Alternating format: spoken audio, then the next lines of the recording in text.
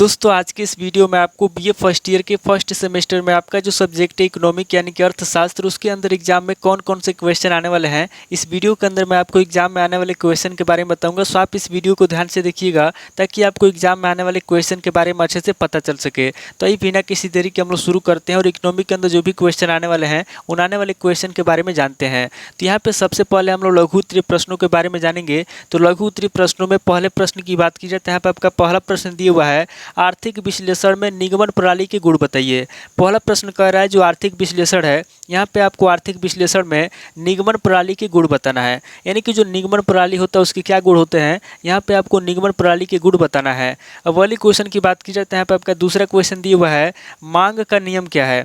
दूसरा क्वेश्चन कह रहा है कि मांग का नियम क्या है, यहाँ पे आपको मांग का नियम बताना है। अब वाली क्वेश्चन की बात की जाए तो यहाँ पे आपका तीसरा क्वेश्चन दिया हुआ है, कीमत मांग तथा आय मांग में अंतर कीजिए। तीसरा क्वेश्चन कह रहा है जो कीमत मांग है तथा जो आय मांग है इन दोनों में क्या अंतर है, यहाँ पे आपको कीमत मांग तथा आय मांग में अंतर करना है। अब वाली क्वेश्चन की बात की जाए तो यहाँ पे आपका चौथा क्वेश्चन दिया हुआ है, मार्शल व हिक्स की माप विधि की तुलना कीजिए। चौथा क्वेश्चन कह रहा है जो मार्शल व हिक्स है, यहाँ पे आपको मार्शल व हिक्स की माप विधि की तुलना करना है। अब वाली क्वेश्चन की बात की जाए तो यहाँ पे आपका पांचवा क्वेश्चन दिया हुआ है, उपयोगिता ह्रास नियम से आप क्या समझते हैं। पांचवा क्वेश्चन कह रहा है जो उपयोगिता ह्रास का नियम है, यहाँ पे आपको बताना है कि उपयोगिता ह्रास नियम से आप क्या समझते हैं।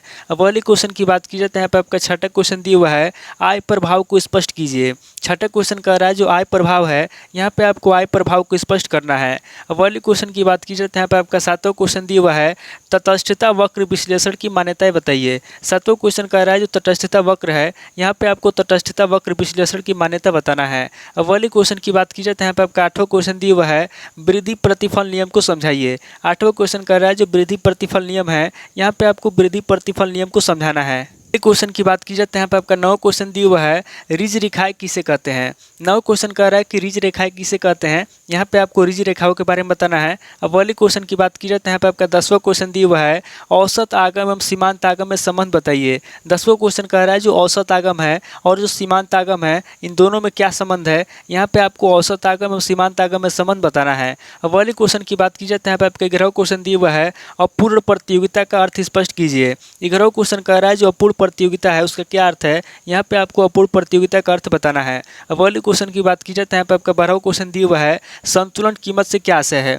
12वां क्वेश्चन कह रहा है जो संतुलन कीमत है उससे क्या आशय है, यहाँ पे आपको संतुलन कीमत के बारे में बताना है। अब वाली क्वेश्चन की बात की जाए तो यहाँ पे आपका 13वां क्वेश्चन दिया हुआ है, विशुद्ध एकाधिकार किसे कहते हैं। 13वां क्वेश्चन कह रहा है कि विशुद्ध एकाधिकार किसे कहते हैं, यहाँ पे आपको विशुद्ध एकाधिकार के बारे में बताना है। अब वाली क्वेश्चन की बात की जाए तो यहाँ पे आपका 14वां क्वेश्चन दिया हुआ है, एकाधिकार के वर्गीकरण का वर्ण कीजिए। 14वां क्वेश्चन कह रहा है जो एकाधिकार है, यहाँ पे आपको एकाधिकार के वर्गीकरण का वर्ण करना है। अब वाली क्वेश्चन की बात की जाए तो यहाँ पे आपका 15वां क्वेश्चन दिया हुआ है, मूल्य विरोधाभास क्या है। 15वां क्वेश्चन कह रहा है कि मूल्य विरोधाभास क्या है, यहाँ पे आपको मूल्य विरोधाभास के बारे में बताना है।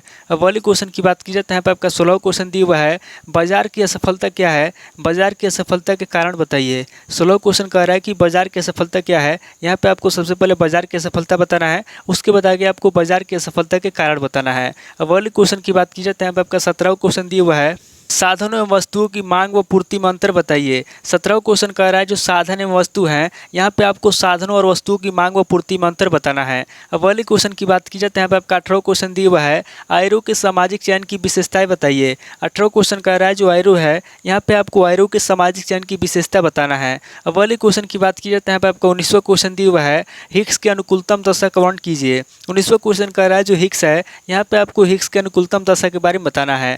अब वाली क्वेश्चन की बात की जाए तो यहाँ पे आपका 20वां क्वेश्चन दिया हुआ है, काल्डोर के क्षतिपूर्ति सिद्धांत से आप क्या समझते हैं। 20वां क्वेश्चन कह रहा है जो काल्डोर है, यहाँ पे आपको काल्डोर के क्षतिपूर्ति सिद्धांत के बारे में बताना है कि काल्डोर के क्षतिपूर्ति सिद्धांत से आप क्या समझते हैं। तो टोटल आपके 20 क्वेश्चन हो गए जो आपसे लघु उत्तरीय प्रश्न में पूछे जाएंगे। अब आगे हम लोग दीर्घ उत्तरीय प्रश्नों के बारे में जानेंगे। तो यहाँ पे दीर्घ उत्तरीय प्रश्नों में पहले प्रश्न की बात की जाए तो यहाँ पे आपका पहला प्रश्न दिया हुआ है, आगमन प्रणाली से आप क्या समझते हैं, इसकी गुण दोष की विवेचना कीजिए। दूसरा क्वेश्चन कह रहा है कि आगमन प्रणाली से आप क्या समझते हैं, यहाँ पे आपको सबसे पहले आगमन प्रणाली के बारे में बताना है, उसके बाद आगे आपको इसके गुण बताना है और दोष बताना है। अब वाले क्वेश्चन की बात की जाए तो यहाँ पे आपका दूसरा क्वेश्चन दिया हुआ है, मांग को प्रभावित करने वाले तत्वों की व्याख्या कीजिए। दूसरा क्वेश्चन कह रहा है जो मांग को प्रभावित करने वाले तत्व हैं, यहाँ पे आपको मांग को प्रभावित करने वाले तत्वों के बारे में बताना है और उसकी व्याख्या करना है। अब वाले क्वेश्चन की बात की जाए तो यहाँ पे आपका तीसरा क्वेश्चन दिया हुआ है, सीमांत उपयोगिता की आलोचनात्मक व्याख्या कीजिए। तीसरा क्वेश्चन कह रहा है जो सीमांत उपयोगिता है, यहाँ पे आपको सीमांत उपयोगिता की आलोचना करना है, यानी कि उसकी कमियों के बारे में आपको बताना है।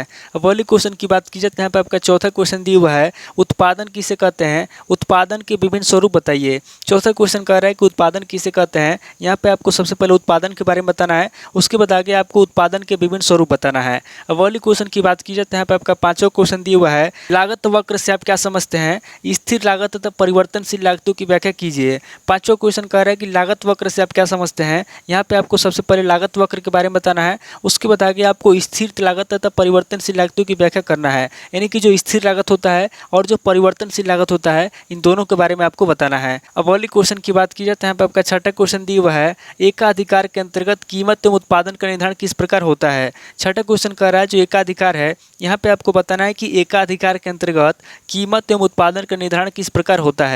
अब वाली क्वेश्चन की बात की जाए तो यहाँ पे आपका सातवां क्वेश्चन दिया हुआ है, एकाधिकार प्रतियोगिता में फर्म के संतुलन की व्याख्या कीजिए। सातवां क्वेश्चन कह रहा है जो एकाधिकार प्रतियोगिता है, यहाँ पे आपको एकाधिकार प्रतियोगिता में फर्म के संतुलन के बारे में बताना है और उसकी व्याख्या करना है। अब वाली क्वेश्चन की बात की जाए तो यहाँ पे आपका आठवां क्वेश्चन दिया हुआ है, पूर्ण कीमत विभेदीकरण के अंतर्गत संतुलन किस प्रकार होता है समझाइए। आठवां क्वेश्चन कह रहा है जो पूर्ण कीमत विभेदीकरण है, यहाँ पे आपको बताना है कि पूर्ण कीमत विभेदीकरण के अंतर्गत संतुलन किस प्रकार होता है। अब वाली क्वेश्चन की बात की जाए तो यहाँ पे आपका नौ क्वेश्चन दिया हुआ है, अपूर्ण प्रतियोगिता के प्रकारों का वर्णन कीजिए। नौ क्वेश्चन कह रहा है जो अपूर्ण प्रतियोगिता है, यहाँ पे आपको अपूर्ण प्रतियोगिता के प्रकारों के बारे में बताना है। अब वाली क्वेश्चन की बात की जाए तो यहाँ पे आपका 10वां क्वेश्चन दिया हुआ है, वितरण के सीमांत उत्पादकता सिद्धांत के आलोचनात्मक वर्णन कीजिए। 10वां क्वेश्चन कह रहा है जो वितरण है, यहाँ पे आपको वितरण के सीमांत उत्पादकता सिद्धांत के बारे में बताना है और उसकी आलोचनात्मक वर्णन करना है। अब वाली क्वेश्चन की बात की जाए तो यहाँ पे आपका 11वां क्वेश्चन दिया हुआ है, सीटोवस्की के दोहरे मानदंड की व्याख्या कीजिए। 11वां क्वेश्चन कह रहा है जो सीटोवस्की है, यहाँ पे आपको सीटोवस्की के दोहरे मानदंड के बारे में बताना है। अब वाली क्वेश्चन की बात की जाए तो यहाँ पे आपका 12वां क्वेश्चन दिया हुआ है, पैरेटो के सामाजिक अनुकूलतम सिद्धांत के आलोचनात्मक परीक्षण कीजिए।